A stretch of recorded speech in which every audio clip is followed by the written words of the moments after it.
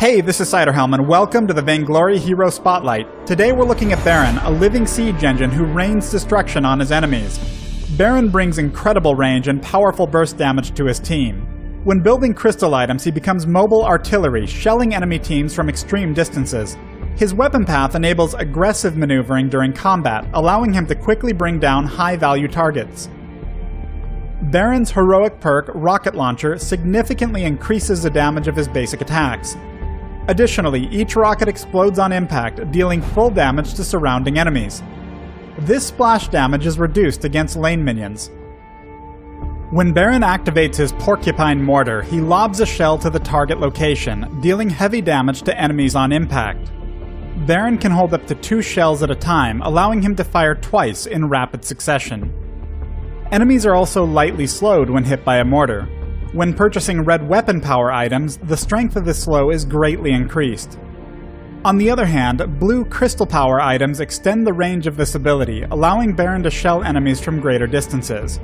I recommend learning and upgrading this ability first. When building crystal items, always take the overdrive as soon as possible. After powering up his jump jets, Baron launches to the target location, then gains a burst of movement speed. His next basic attack after landing fires quickly and reloads instantly, allowing him to fire 2 rockets in rapid succession. Blue crystal power items greatly extend the range of this ability. However, Baron takes longer to power up for jumps the further away he is from his destination. Red weapon power items reduce and eventually remove this power-up time. Additionally, each basic attack reduces the cooldown of jump jets, allowing weapon builds that focus on basic attacks to use this ability more frequently. The overdrive for this ability grants Baron immunity to most negative effects while in flight, and for a moment after landing.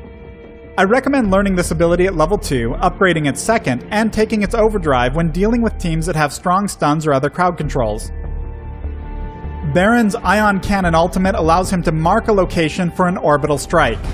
A few seconds later, the location is obliterated, dealing massive damage to all enemies in the area.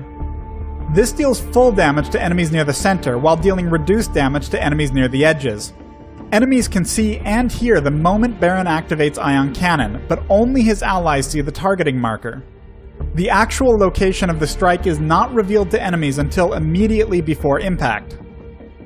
Passively, each rank of Baron's ultimate increases his basic attack range, allowing him to target enemies from further away.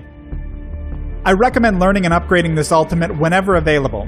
When building weapon items, consider the final rank of the ultimate over the Porcupine Mortar overdrive. A teamfight breaks out as the enemy Alpha and Catherine catch Baron and his team out in the open. As the enemy Celeste rushes in, Baron fires 2 mortars to block her path. Because he's building heavy crystal power, Celeste is forced to back off to avoid the extreme damage of each shell. Immediately, she unleashes her Solar Storm. Had he built weapon power, he could quickly jump to avoid the storm, but due to his slower movement and the power-up time on his jump jets, he'll need to eat the full barrage to continue moving to safety. But Baron has just triggered his Ion Cannon. Despite outranging Celeste, she moves quicker and strikes faster than him, and his only chance to take her down depends on landing this ultimate.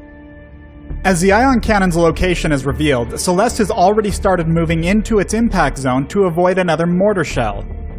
Many heroes can easily avoid getting hit by any individual mortar shell, but this very trait makes him fantastic at driving opponents into his Ion Cannon or another mortar shell. On pure instinct, Celeste backs away from the Ion Cannon, getting annihilated from both impacts. Alpha and Catherine move in, sealing Baron's fate.